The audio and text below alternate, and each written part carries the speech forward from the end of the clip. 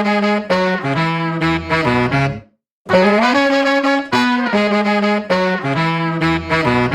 everyone, Neil Patel here. Thank you for downloading the latest episode of the Indian Startup Show. So in this week's episode, I chat to Joydeep Sen Sarma. He's the co-founder CTO of Qubole. Qubole is a self-service platform for big data analytics, and they're doing really well. They've got clients such as Ola Cabs and Pinterest. So Joydeep is a ex-Facebook data scientist and has led the data infrastructure project at Facebook. So he's definitely the right person to talk about big data. So in this podcast, we talk about what inspired him to get started, how the platform actually works, a deep dive into what big data is, life and times at Facebook, advice for first-time founders, and how you can get into the big data industry. And we've also got some Mark Zuckerberg chat as well, and much more. So please enjoy the show. Thank you. Hello, Joydeep. Thanks for coming on the Indian Startup Show today. Thank you, Neil. Welcome. I'm happy to come on board. Excellent. Please tell me what you're building, please. So I'm co-founder of Qubole. Qubole provides big data as a platform service on the leading public clouds. So we have our service now available on Amazon, Microsoft Azure platform, as well as the Oracle platform. Mm-hmm. And what we do is we take a whole bunch of analytic software, mostly from the open source domain. Okay. And we put it all together and provide it as a service in the cloud. Mm-hmm. And we have quite a few customers at this point, some very large names that people might recognize. For example, cab companies like Lyft and Ola, social media companies like Pinterest, media companies like Disney, and so on. And the key thing that, the differentiation for us is that we make big data very easy for companies. They essentially get a pre-built stack, which is extremely easy to use. They can onboard, hundreds of analysts in some cases onto the platform and get them productive very quickly on analyzing big data. Mm-hmm. And we make extremely efficient usage of cloud resources. So that's sort of our second USP, where we have built great technology in sort of mating these open source analytics engines like Hadoop and Spark to the cloud, made them auto-scaling, elastic, and a whole lot of sort of magical stuff. Mm-hmm. And what that translates into is both, again, ease of use, where people can just sort of set some configuration stuff and just like lights out operation. They can just sort of we take care of automatically of managing and running these clusters, but also it helps save companies enormous sums of money. And so we see extremely large data processing companies use our services to great advantage, because they are able to frankly save on a lot of cloud computing resources by all the automation and intelligence that is baked into our stack. Mm-hmm. Yeah, so that's sort of Qubole in a nutshell. Mm-hmm. How did you come up with the idea? And how long have you been doing this now? Sure. So we are about 5 years old.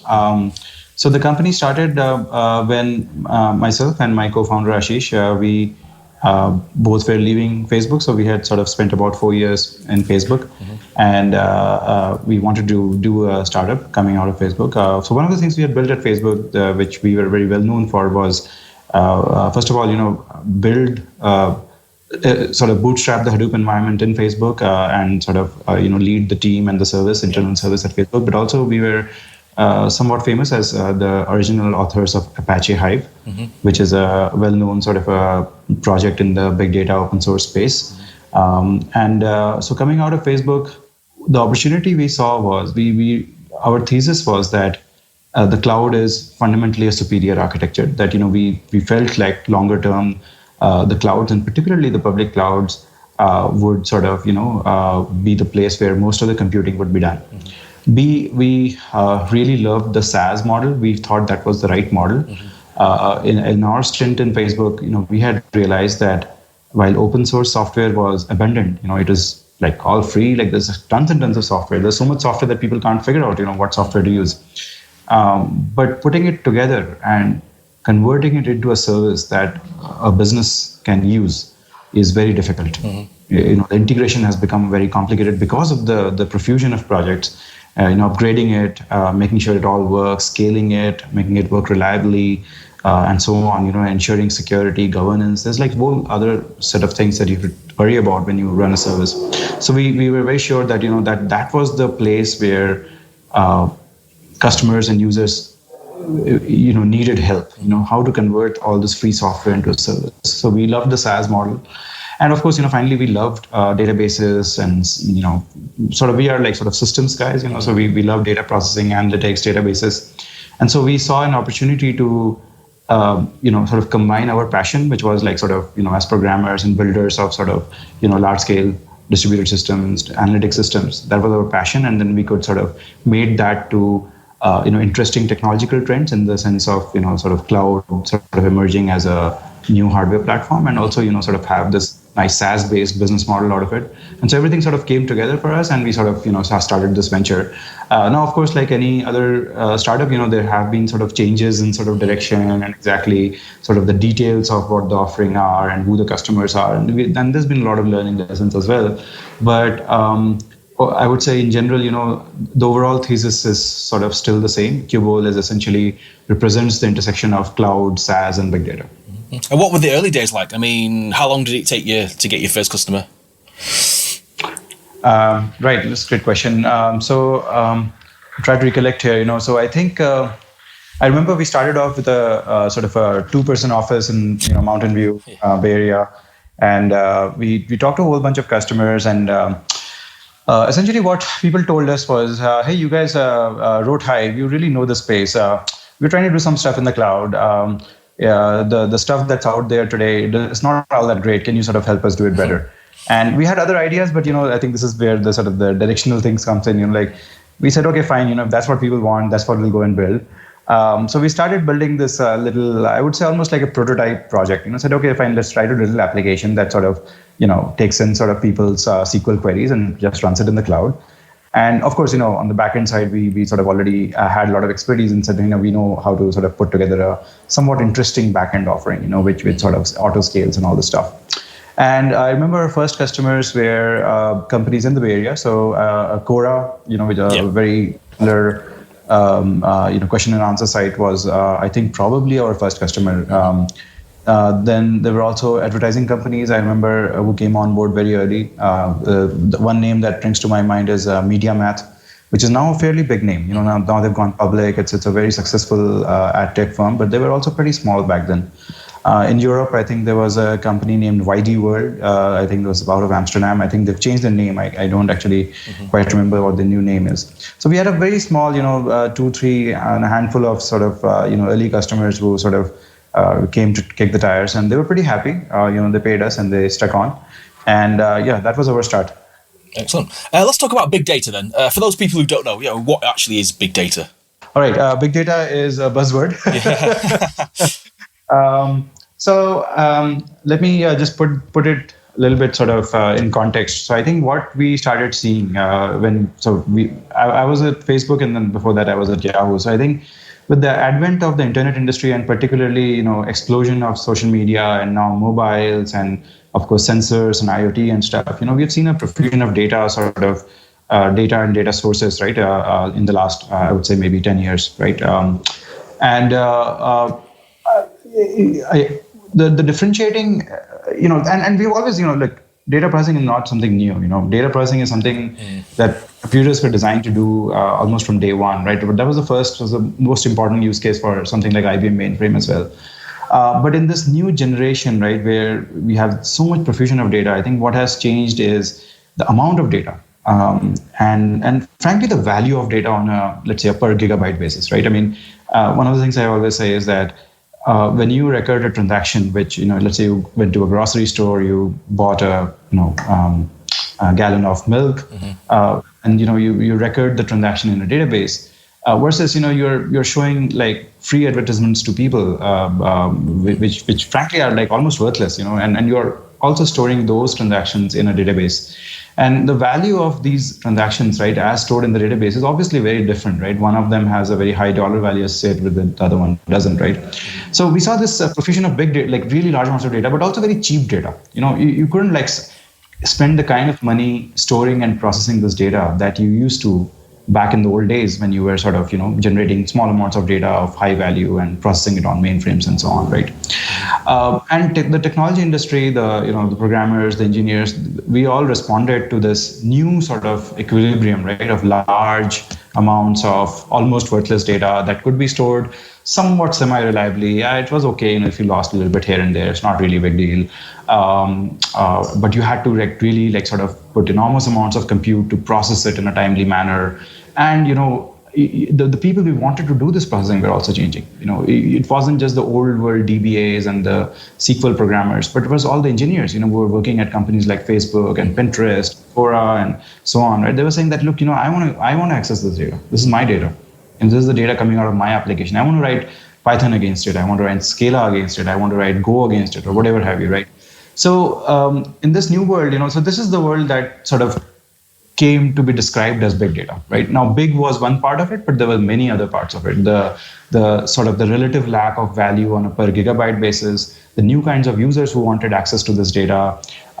People have also talked about the velocity of the data, the rate at which it is produced and the need to process it in real time. So there were a bunch of distinguishing sort of hallmarks of this so-called new big data versus let's say the old data or whatever the Oracle databases perhaps, right? And so the and a whole bunch of technologies emerged to tackle this new problem domain. I think the terms are very familiar to a lot of people, right? Namely Apache Hadoop was the first sort of important, really important, famous project that came along, and then of course we wrote Hive, which also became very famous. But since then there's been a lot of other projects that have sort of acquired even greater statuses, right? So Apache Spark, Kafka. And I could go on and on. There's at least half a dozen projects out there, that sort of are closely associated with the space. And so, so now this big data space is dominated by this ecosystem of technologies from the open source to store and process the data, and that's that's basically the business that we are in, and that's what we are experts at. How big do you want to go with this then? Well, as entrepreneurs, we would obviously love to see the scale as much as possible, and it's going pretty well. I think we had picked on a couple of relatively correct sort of trends. So one of the things you will notice if you sort of there are two winds blowing here. One is the wind of big data, which is, of course, large and larger amounts of data, the need to process it. And, we are also seeing with this deep learning and AI and all these buzzwords that are new buzzwords that are floating around. And I think big data is a little bit of an old buzzword, that the need to process this data and it just keeps going up and up. It's just new kinds of technologies, new ways of sort of, processing and mining this data that, people are continuing to dream up and which are becoming very popular, right? So big data is one huge trend behind our back. The other big trend behind our back is the public cloud. If you, it's always interesting, even as an entrepreneur, to sometimes, pick up one of these Gartner or IDC research reports. And one of the things I was reading recently was how probably the single biggest trend in the information technology market today is how companies are thinking, planning, and working on migrating their IT stack to the cloud. Right, and that's leading to a lot of disruption and opportunity in the IT industry. So, fortunately, I think so with these two winds behind our back, I think we can go a very long way. The cloud market is obviously almost close to infinite. The size of the total IT market is so big that it just sort of boggles the mind. It's billions or trillions or some astronomical number. And big data is also a fairly large and growing chunk of that. We are growing very fast. We are easily growing north of 100%.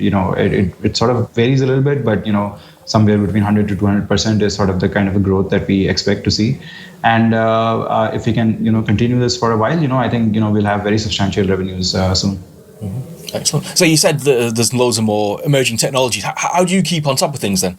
That's a great question. Actually, that is one of the hardest things in an area like this where there's so much new stuff happening. So, first of all, I think the most important thing about building a technology company is having very strong technology people on your team, right? And that's the only thing that we have. We don't really have any other assets.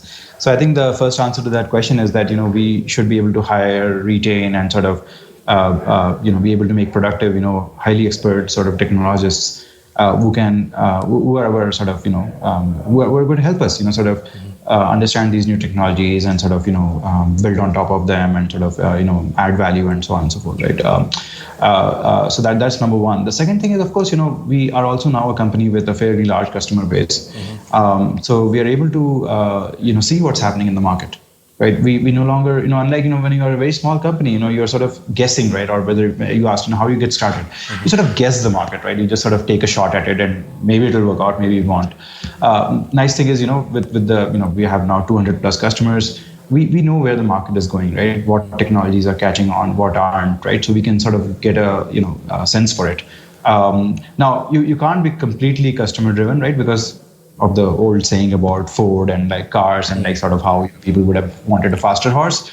So you have to, I think, do both, right? So you have to have your feet on the ground and listen closely to what customers are saying, but at the same time, also have great people on your team who are sort of great at innovation and learning, and who are analyzing what's new happening in your space and sort of figuring out what we should do in the space, what is the possibilities, where can we add value. And so on. So I think these are the two things. But having said that, it's a very big challenge. But we are trying our best.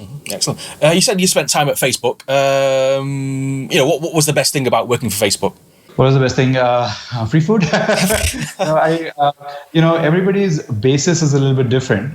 So I worked for a long time at a little bit sort of more classic sort of enterprise companies like Oracle, Network Appliance. And then finally I did work at Yahoo. So I had some exposure to the internet industry.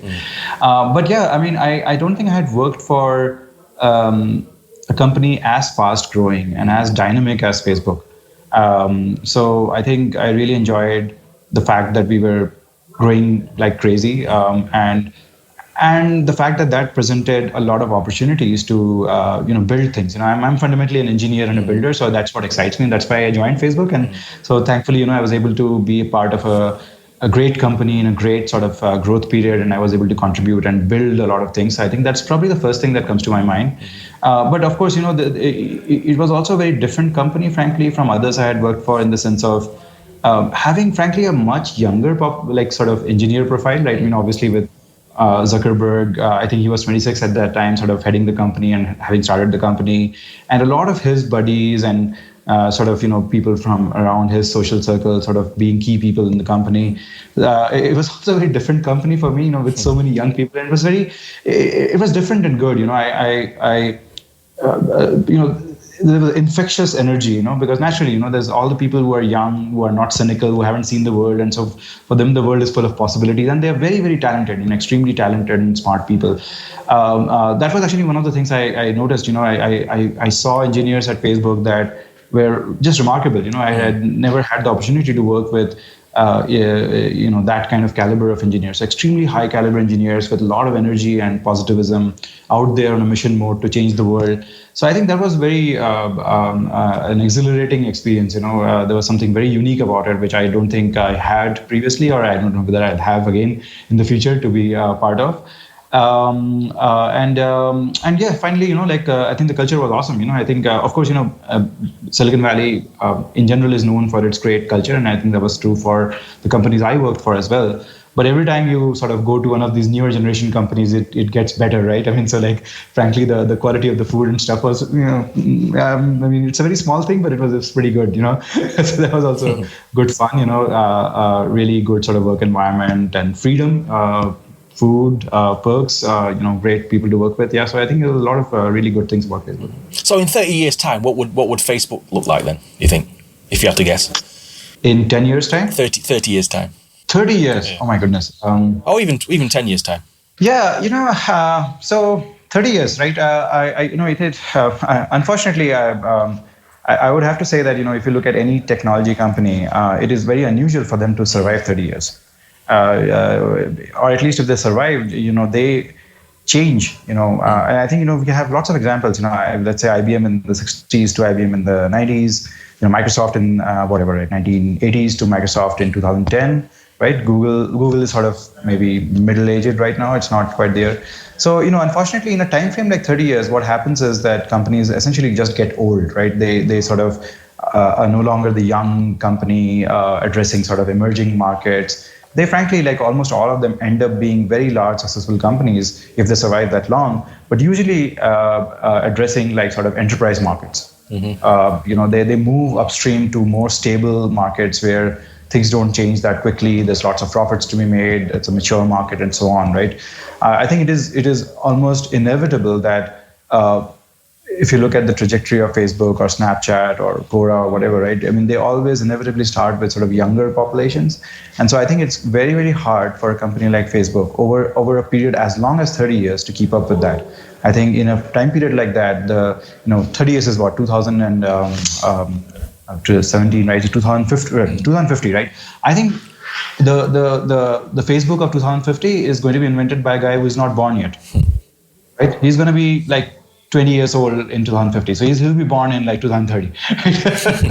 So that would be my quick take. I think in 10 years, I think the prognosis looks awesome, right? And I think Mark has an uncanny understanding of his market, very, very aggressive and very willing to, make dramatic acquisitions to sort of keep a stranglehold on the core messaging and social media market. So I think, with that kind of aggressive leadership and sort of market stronghold, in 10 years, they'll be sort of like, I think maybe where Google is today in terms of its market domination and stuff, right? But yeah, in 30 years, I will be less sanguine and sort of, I think it will become a much more mature and maybe a less interesting company. Okay, let's talk about you then. Is this your first startup then, would you say? Yes and no. I have been working for a while. So before starting Qubole, I had worked for, let's say, roughly like 13, 14 odd years. And during some of the time, I had tried out my hand at smaller companies. So I had tried to start a company in 2002 with a few friends that unfortunately did not go very far. And I've also sort of dabbled around, moonlighted, sort of like done things on the side, almost on a continual basis. But none of them went this far, right? I have actually incorporated, I've written software. I even like sold a little bit of software before, but it was still sort of very sort of, I would say, in none of my other companies I had hit sort of product market fit, if you will, right? And yeah, Qubole is definitely the first real startup in that sense. But I did sort of, the earlier experiments allowed me to discover myself a little bit, in terms of, what I would enjoy doing in a startup, how much stress and how much, time I could put into it, and so on. So there is thankfully, it's a little bit of self-discovery that had already happened by the time I started Qubole. And so that really helped us. But yeah, this is definitely the furthest along I've ever come in an entrepreneurial journey, starting from zero to sort of, fairly, 200 plus customers, as I mentioned before. Yeah. So in a way, yes, but in a way, no. So any advice for first-time founders, what should they be focusing on, in your opinion? Sure. Yeah. A lot of, takeaways from, having done this a few times and as well as growing this one. I think the first thing, I think this is a very subjective question. There is no single answer that sort of fits all people, but I'll give some generic observations. First thing I think is that startups take time to build. For every Instagram or YouTube, there are probably, many sort of companies that grow a lot more slowly and that require many more years to sort of get to sort of traction and a big size and stuff. So I think for me, I would say the number one thing is, do something which you're passionate about, because you're going to have to put in a lot of time into it. You're going to go through some ups and downs. You're going to have to balance sort of family and work life. And there's going to be a lot of like crap on the way, right? And so I think if you're passionate about the area, the business, whatever it is, like this must be some aspect of the business that you are really passionate about, that you can sort of, stick to for a long time. And then I think that is the first step towards setting yourself up for success. The second thing I think that comes to my mind, especially for first-time founders, especially if there are people who haven't done this before, is to carefully consider different sort of financing models. I think when an average person thinks of startups, they always think about the success stories and sort of, billion-dollar rounds and sort of hundreds of millions of dollars of raises, companies growing really, really fast and so on and so forth, right? Primarily venture capital model, right? But one of the things that I discovered as part of this journey was that one should, ask oneself, whether what is the right financing model? Is venture capital the right financing model, or should we consider bootstrap models? When should one raise venture money? Should you raise it, as soon as it's available, or should you raise it if you actually think you can do something with it? Right. So these are, I think, important questions that I think a lot of entrepreneurs, especially the first time ones, like I was when I started Qubole, I think we don't ask, right? And I think, I don't think this is something that you can cover in a podcast, but I think this is something good that people should be important that people should be aware of. And I'll strongly suggest when they start off their entrepreneurial journey to talk to, somebody who has sort of seen various sort of choices and sort of get some guidance on how to navigate all the different options, that are in front of you. Right. Yeah. Those are the two, immediate things I can think of. Yeah. Last few questions then. What are you working on right now? Anything interesting, exciting? Oh, of course. It's a company at the size and the stage that Qubole has a very different set of challenges than when we got started. When we got started, of course, I was just sort of sitting there writing code with a very small number of people and sort of, awake late into the night, sort of building stuff, right? Now, of course, we have a fairly large engineering team. So I head the engineering team for Qubole worldwide, and like we have, anywhere from 70 to 80 engineers, which is a fairly big team. It's way more than I ever dreamt we would come this far, right? So the things, I'm of course extremely busy. So I think first of all, at this size and scale, you feel like you have very strong responsibilities to your employees and engineers. You have very strong responsibilities to your customers, to the rest of the stakeholders in your team, marketing and all the stuff. So I spend a lot of time doing not very sexy stuff, but which is just sort of, frankly, making sure that, everybody's sort of taken care of, right? That, we're doing the right thing for all the stakeholders and sort of putting people in touch and sort of making sure the machine is sort of well-oiled and working and all that stuff. A fair amount of my time goes in that. But if I take out, all that stuff, which I have realized that that's not so easy. And I've also started realizing how it also is a little bit like computer science. Every problem is solvable. You just need to sort of solve it, right? And so all these key challenges of, building an organization, building processes, and all the stuff is also like not very different, in fact, from building anything else. Building an organization is kind of like building software.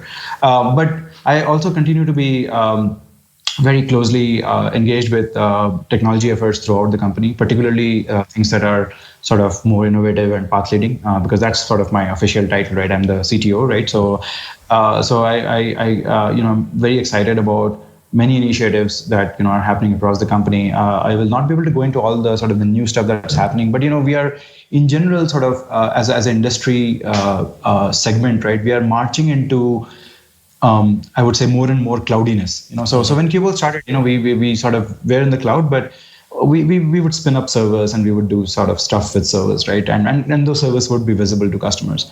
And one of the very exciting trends I see in the market is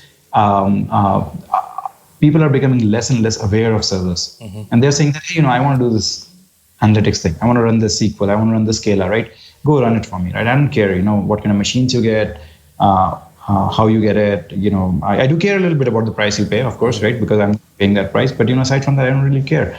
So there's a very interesting sort of industry transition happening, which is going from server-based cloud computing to serverless cloud computing. You may have the term AWS Lambda. There are a lot of applications being built out of that. So we have a bunch of initiatives that are sort of going on internally, where we are trying to become less sort of server aware and more serverless. I don't think it's a binary thing, it's kind of a transition thing. So that's very exciting. We're also, I think I'm also excited by all the stuff that's happening around streaming data, as we sort of see this industry mature, we're seeing streaming data, machine learning, deep learning sort of as emergent sort of, or maturing sort of areas, and so that's another area that I'm deeply sort of involved in, trying to figure out, who are the customers, who are the users, how we can, add value, and what kind of products we can build for the market segments represented by these technologies. And that's another very interesting area. Excellent. So if someone's listening to this and they want to get into the big data industry or software, cloud, etc., how do they get started? Great question, and a question that's asked very frequently. So actually, let me approach this from there is no single role for this entire industry. So I think that's probably the first answer, right? So, for example, if you're an analyst, you're a business analyst or a data scientist, right? That's sort of one segment, right? Where the way you get into this industry is by understanding and getting expertise with the tools that are popular in these industries, like, for example, notebooks, Python, Scala, a whole bunch of sort of R. There's tons of sort of analytic sort of tools that end users use.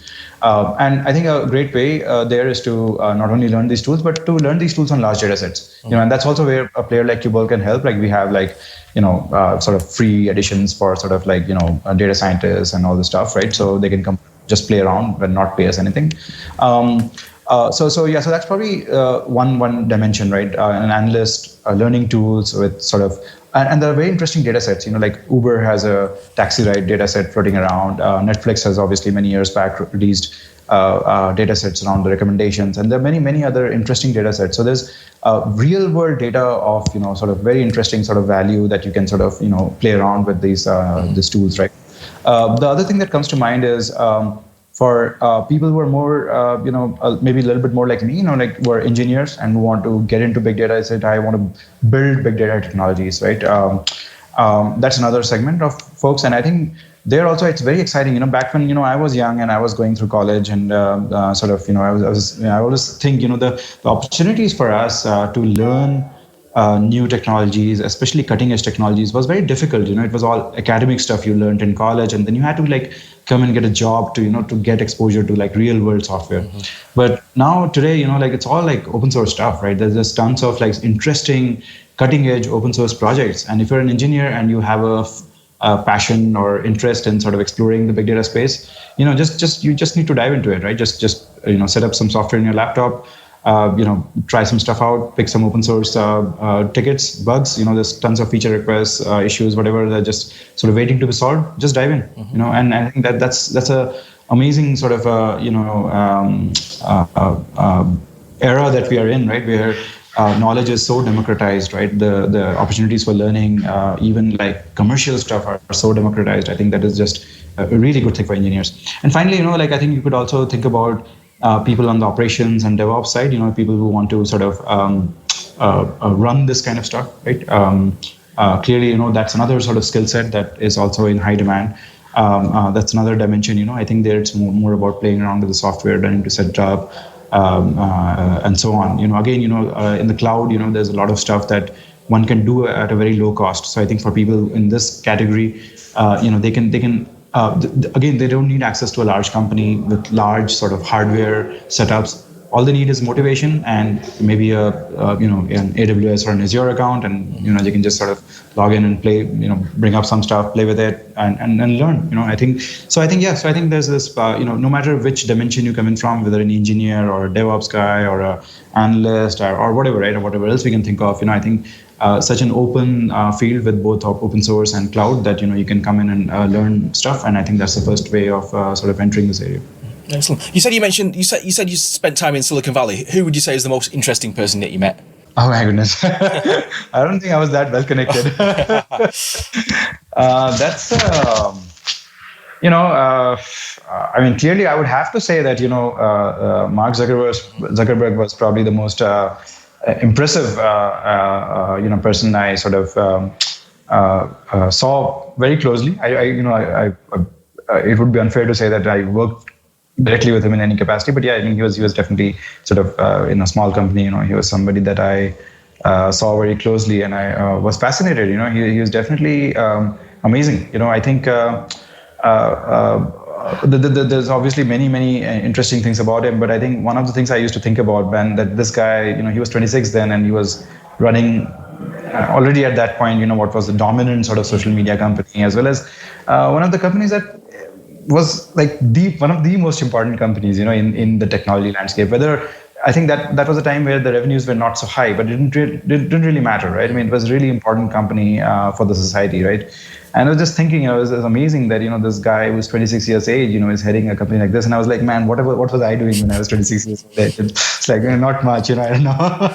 So yeah, definitely, amazingly high achiever guy, a lot to learn from, amazing amount of passion and sort of confidence and, missionary sort of zeal, in changing the world. I would probably on first thought, I would put him sort of as the most interesting person I encountered. So last question then. If people want more information on Qubole and yourself, how do they connect? How do they get more information? Sure. So of course, we are on the web. We have, if you go to qubole.com, www.qubole.com, you would, be able to sort of, you should find there links to our documentation, to our blog, where we write about the technologies we build, and obviously to our product, right? So it's a SaaS product. You can sort of go through the website and just sort of find a sign-up link, a trial link, and you can try our stuff out. It does require a little bit of expertise in this area, so it's not a consumer product, right? It is designed for professionals who understand and use big data technologies on a day-to-day basis. And I think if you're in that category, you would love to, you could sort of definitely try our service out, and we would love to sort of have you on board. I love our blog, so one of the things that I have tried to do on a continual basis is to write about all the cool stuff we built. So I think you could visit our product blog and hopefully, read up a little bit about all the interesting things we've been working on. Myself, I'm on Twitter. My name is Joydeep Sen Sarma, so handle is J Sen Sarma. I unfortunately not very active on Twitter, with that caveat, but I am there, so you can find me and look me up, and and you can also reach out to me there. Yeah. Brilliant, Joydeep. Thank you for coming on the show today. Great, thank you for having me, Neil. Brilliant. Thanks. Bye now. Cheers. All right. Thanks for Joydeep for coming on the show. That's the end of the show. If you liked it, then please leave a rating and review of the show. Just search for the Indian Startup Show on iTunes. We're also on Stitcher and Overcast, Pocket Cast, Downcast, Instacast, Pocket, and even on Apple TV. If you're building something exciting, please send me an email, hello@neilpatel.co, or tweet at Indian Startup SH, or go to facebook.com/Indian Startup Show. We'd love to connect. Thank you and goodbye.